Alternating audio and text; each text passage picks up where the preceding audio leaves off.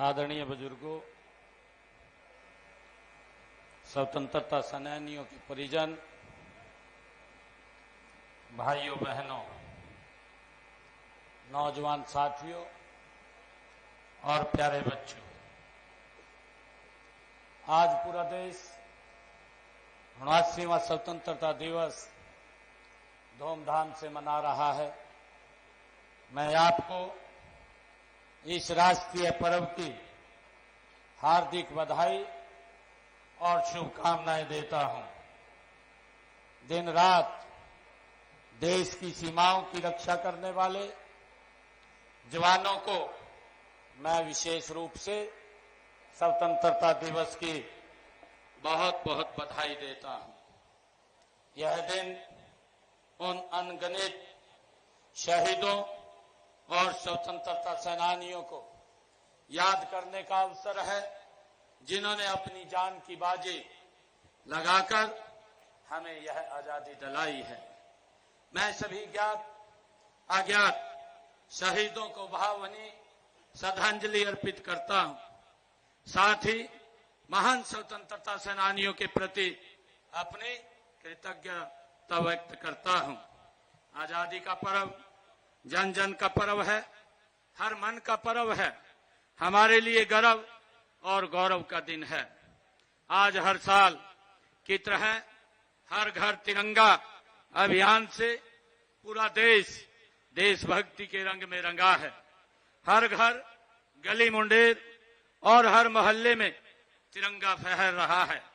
हमारे तिरंगे के बारे में किसी कवि ने कहा है कि सिर गर्व से उठ जाता है, सिर गर्व से उठ जाता है जब जब तिरंगा लहराता है। देश के वीर शहीदों की याद तिरंगा दिलाता है। प्रिय प्रदेशवासियों, स्वतंत्रता दिवस पर मुख्यमंत्री के रूप में ध्वजारोहण का यह मेरा दूसरा अवसर है।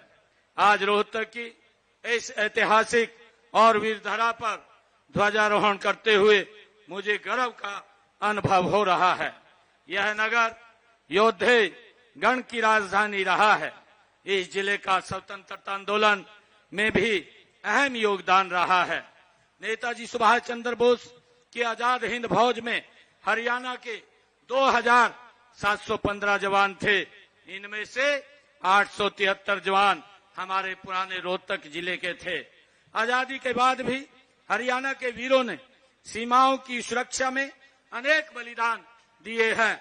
हमारे जवानों ने 1962, 1965 और 1971 के विदेशी आक्रमणों व कारगिल युद्ध के दौरान वीरता की अद्भुत मिसाल पेश की है। हमारा कर्तव्य है कि हम मातृभूमि के लिए जान देने वाले शहीदों के परिवारों व उनके आश्रितों का सहारा बने। इस दिशा में हमने स्वतंत्रता सेनानियों और उनकी विधवाओं को पेंशन बढ़ाकर 40,000 रुपए मासिक की है। युद्ध में शहीद सैनिकों के परिवारों के लिए अनुग्रह राशि भी बढ़ाकर 1 करोड़ रुपए की है। उनके आश्रितों को 410 को सरकारी नौकरियां भी दी हैं। हमने अग्निवीरों को नौकरियों में 10% आरक्षण देने का निर्णय भी हमने लिया है। भाइयों बहनों, आजादी का यह पर्व उपलब्धियों का जश्न मनाने का दिन भी है।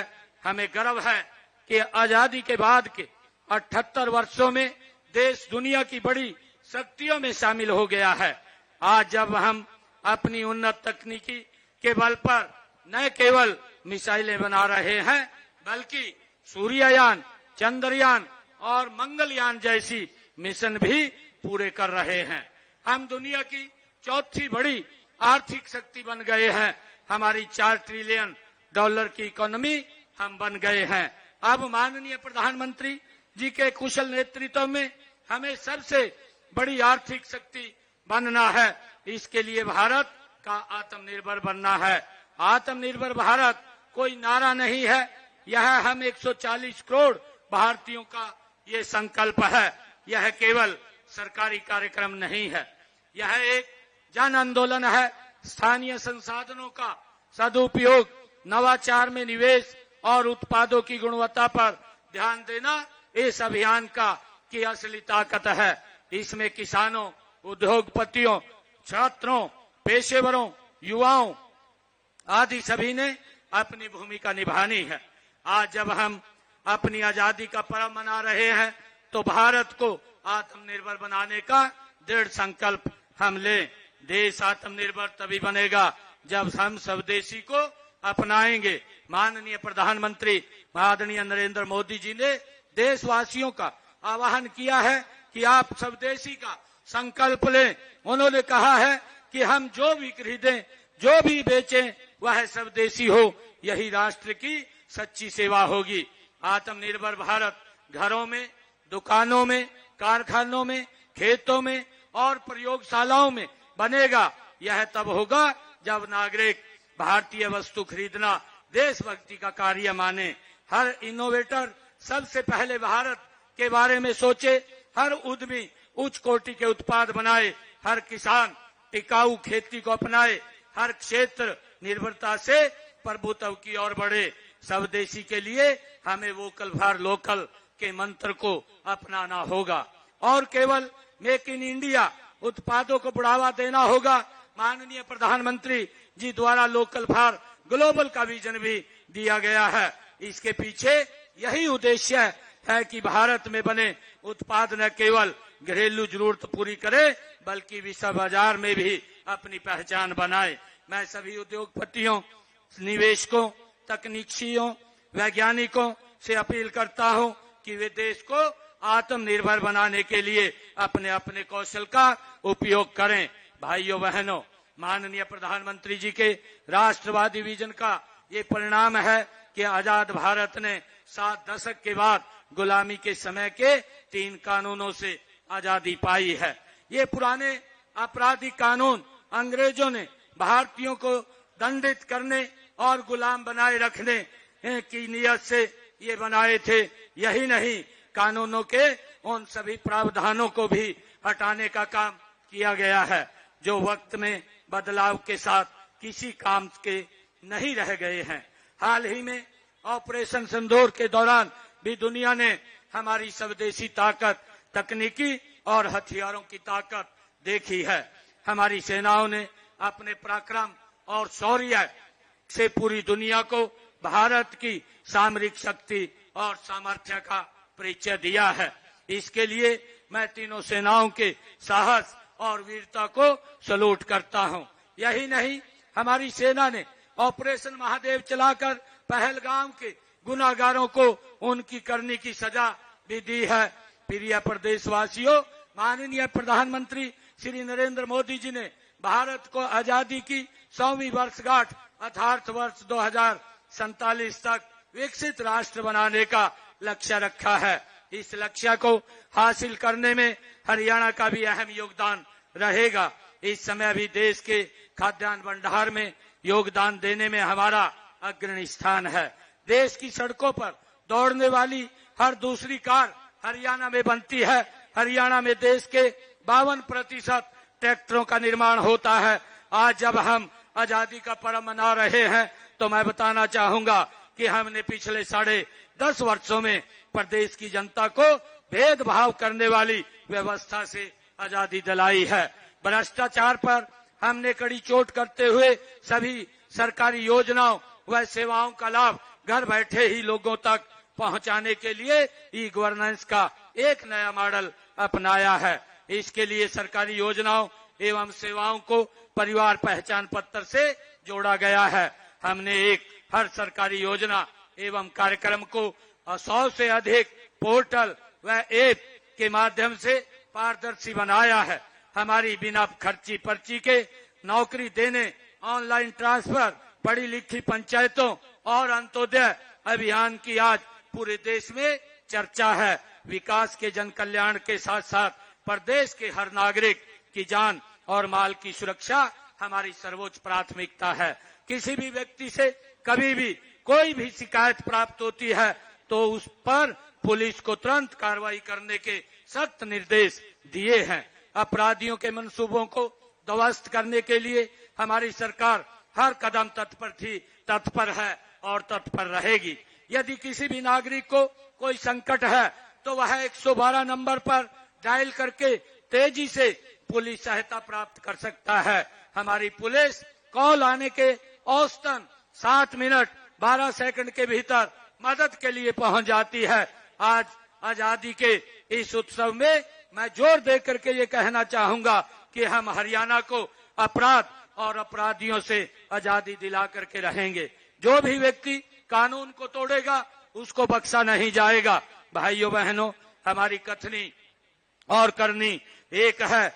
हमने विधानसभा चुनाव के दौरान अपने संकल्प पत्र में 217 संकल्प वो लिए थे। इनमें से 41 को पिछले दिनों हमने पूरा किया है और मात्र 10 मास में इसको हमने पूरा किया है। और इस साल कुल मिलाकर के 90 संकल्प पूरे कर लिए जाएंगे। हमने अपने तीसरे कार्यकाल में भी बिना पर्ची खर्ची के 30,000 युवाओं को सरकारी नौकरी दी है। इन्हें मिलाकर के पिछले 10 साल में 1,80,000 नौकरियां वो बिना पर्ची खर्ची के हरियाणा के युवाओं को दी जा चुकी हैं। हाल ही में कॉमन पात्रता परीक्षा का सफलतापूर्वक आयोजन किया गया है। हमने कानून बना करके हरियाणा कौशल रोजगार निगम के तहत कार्यरत युवाओं के भविष्य को भी सुरक्षित किया है। इन युवाओं को नियमित कर्मचारियों की तर्ज पर महंगाई भत्ता और वार्षिक इंक्रीमेंट भी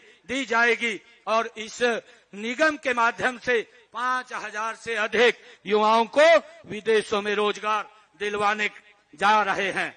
भाइयों बहनों, किसान हित हमारी नीतियों के केंद्र में है। आज किसानों की सभी 24 फसलें एमएसपी पर न्यूनतम समर्थन मूल्य पर वो खरीदी जा रही हैं। मुझे बताते हुए कि अब तक 12 लाख किसानों के खाते में फसल के खरीद के 1,48,000 करोड़ रुपया उनके सीधे खाते के अंदर डालने का काम ये हमारी सरकार ने किया है। मित्रों, पिछले 10.5 सालों में किसानों को फसल के खराबे के मुआवजे के रूप में 15,465 करोड़ रुपया भी उन तक पहुंचाने का काम हमारी सरकार ने पिछले कार्यकाल में किया है। और इसी प्रकार प्रधानमंत्री किसान सम्मान निधि योजना के तहत लगभग 7,000 करोड़ रुपया किसानों के खाते में पहुंचाने का काम ये हमारी सरकार ने किया है। हमने अंग्रेजों के जमाने से चले आ रहे अभियान को भी जड़ से समाप्त करने का काम किया है और किसानों का 133 करोड़ रुपया बकाया उसको भी माफ करने का काम हमने किया है। कृषि भूमि पट्टा एक्ट लागू करके पट्टेदार किसानों और भूमि मालिकों के बीच विश्वास बहाली किया है।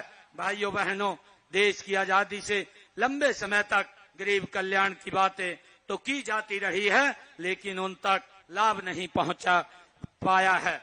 हमने गरीबों के उत्थान के लिए कई योजनाएं चलाई हैं। अनुसूचित जातियों के आरक्षण को 2 वर्गों में बांटकर हमने वंचित रह गए लोगों को उनका अधिकार दिया है।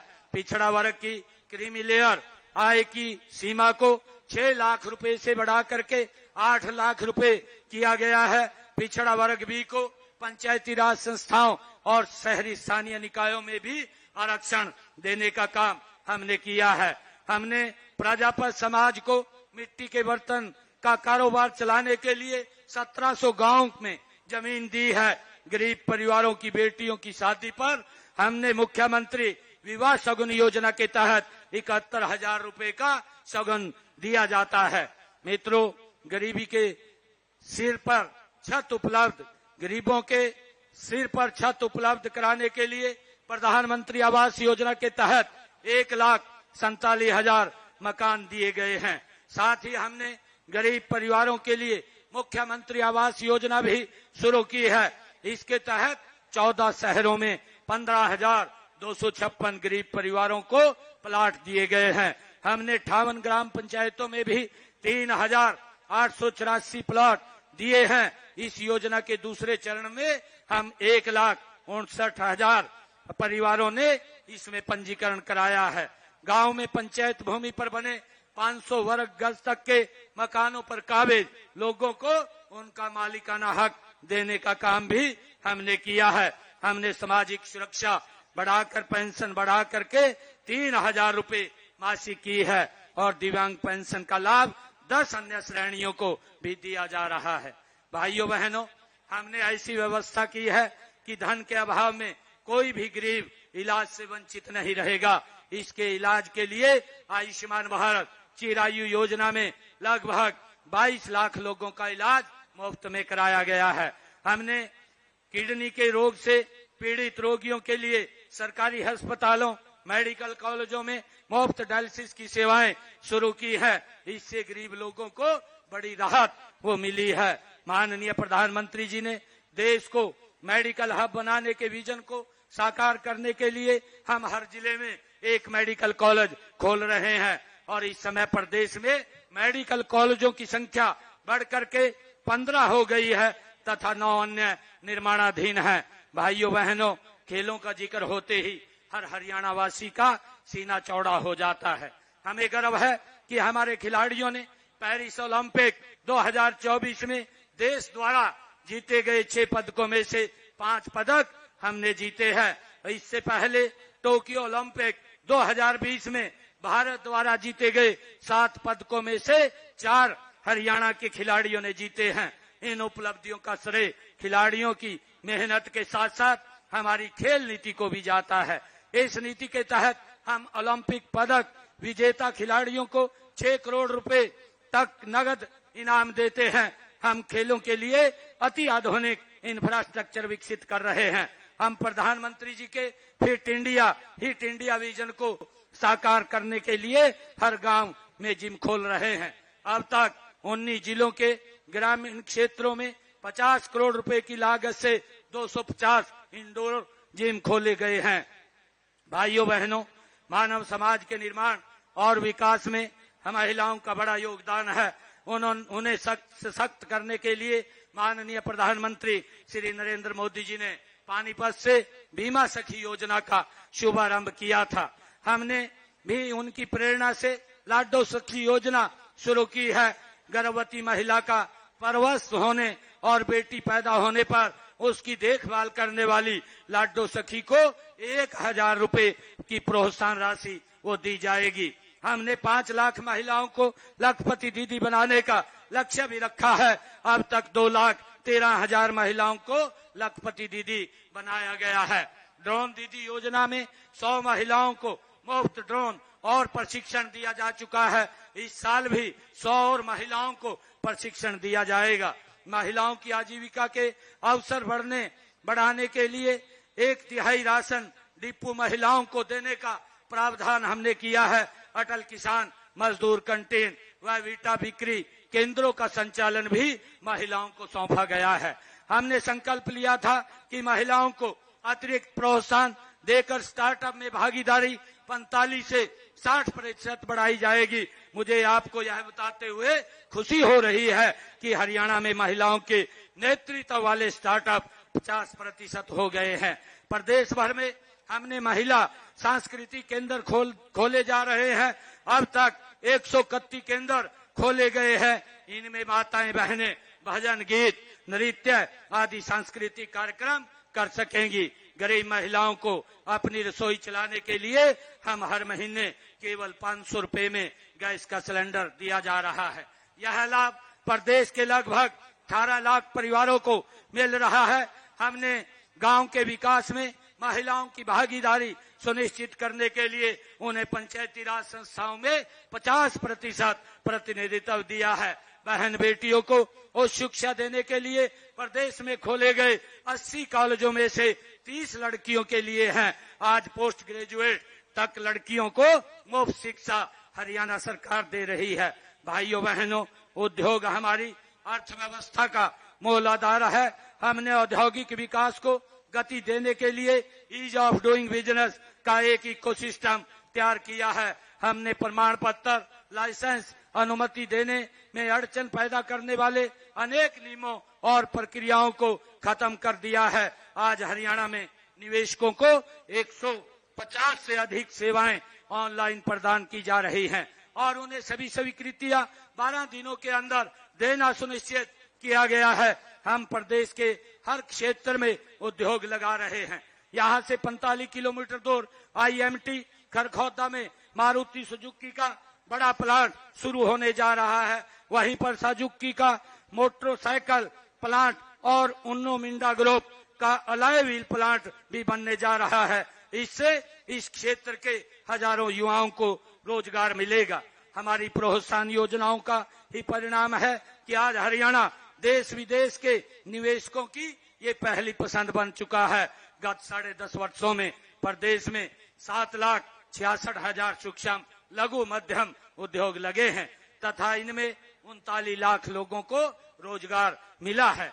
भाइयों बहनों, व्यापारियों का भी प्रदेश के विकास में महत्वपूर्ण स्थान है। हमने उनके हित में ई रिफंड, कराधान के क्षेत्र में ई पंजीकरण, टैक्स की ई अदायगी और एवं रिटर्न की ई फाइलिंग, ई निविदा और सी फार्म जारी करने की ऑनलाइन सुविधा हमने शुरू की है।